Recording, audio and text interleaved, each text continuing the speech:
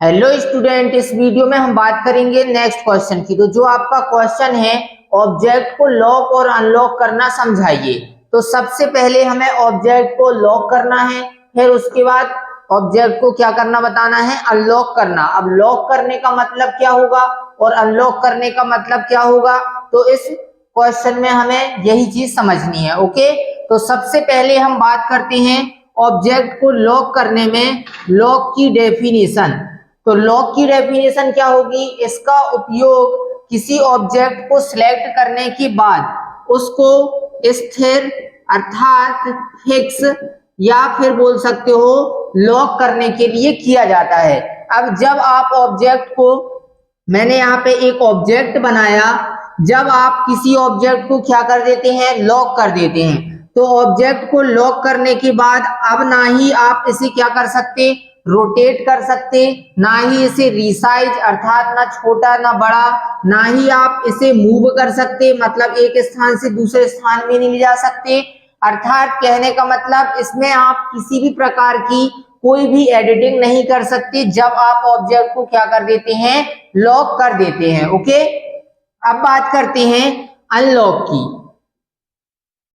Unlock का मतलब object जो पहले से आपका ऑब्जेक्ट क्या है, लॉक है, उस ऑब्जेक्ट को क्या करना, मुक्त कर देना, मतलब फ्री कर देना, वो अनलॉक करना कहलाता है। जब आप ऑब्जेक्ट को अनलॉक कर देते हैं तो उसे आप रीसाइज, मूव और जितनी भी प्रकार की जो भी एडिटिंग है वो सारे कार्यों को आप आसानी से कर सकते हैं। ओके, तो ये हुई लॉक और अनलॉक की क्या डेफिनेशन। अब बात करते हैं कोरल ड्रा में। कोरल ड्रा में ऑब्जेक्ट को लॉक और अनलॉक कैसे करेंगे, ठीक है, ये भी आपको बताना है जो प्रॉपर पीडीएफ पर आपको मिल चुका है। ओके, तो यहाँ पे आप लिखेंगे हेडिंग कोरल ड्रा में ऑब्जेक्ट को लॉक और अनलॉक करने के लिए।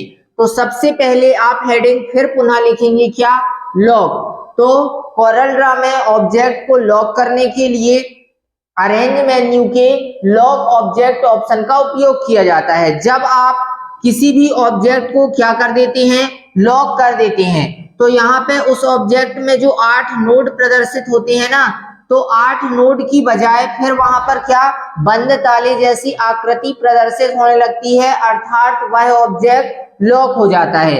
अब जब आप ऑब्जेक्ट को लॉक कर देंगे तो जैसा कि मैंने आपको बताया कि आप ना उस ऑब्जेक्ट को रिसाइज कर सकते, ना मूव कर सकते, अर्थात किसी भी प्रकार की कोई एडिटिंग नहीं कर सकते। जैसे इसी में आप कलर भी ले लो, तो ये सब कार्य आप नहीं कर सकते। ओके, अब यदि अनलॉक करने के लिए, लॉक करने के लिए तो अरेंज मेन्यू में आपको ऑप्शन मिल गया लॉक ऑब्जेक्ट का, और अनलॉक करने के लिए भी आपको वहीं पर ऑप्शन अरेंज मेन्यू में ही कौन सा ऑप्शन मिलेगा, अनलॉक ऑब्जेक्ट का। या फिर दूसरा तरीका भी है, तो दूसरा तरीका कौन सा रहेगा, आपको यदि जिस ऑब्जेक्ट को लॉक करना है उसी ऑब्जेक्ट पर माउस की राइट बटन से क्लिक करें तो आपके सामने शॉर्टकट मेन्यू प्रदर्शित होगी। इस शॉर्टकट मेन्यू में आपको ऑप्शन मिलेगा कौन सा, लॉक ऑब्जेक्ट का। यहां से भी आप ऑब्जेक्ट को लॉक कर सकते हैं। फिर आपने ये ऑब्जेक्ट को लॉक कर दिया है तो इसको क्या करना है, अनलॉक। तो अनलॉक करने के लिए इसी पर पुनः माउस की राइट बटन क्लिक करें, फिर से शॉर्टकट मेन्यू आएगी, वहां से आप अनलॉक ऑब्जेक्ट पर क्या कर देंगे, क्लिक कर देंगे, तो आपका ऑब्जेक्ट फिर से फ्री अर्थात मुक्त हो जाएगा। अब आप इसे आसानी से रिसाइज, मूव, जितने भी प्रकार की जो भी एडिटिंग है वो सभी आसानी से कर सकते हो। ओके, अब इसी में एक और ऑप्शन आपका होता है अनलॉक ऑल ऑब्जेक्ट का।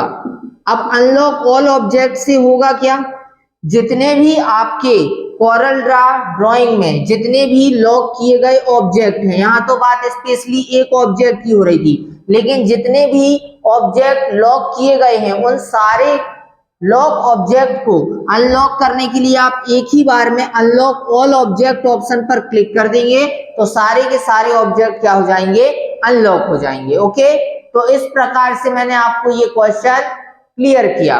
तो इस वीडियो में इतना ही, मिलते हैं नेक्स्ट वीडियो पर। धन्यवाद।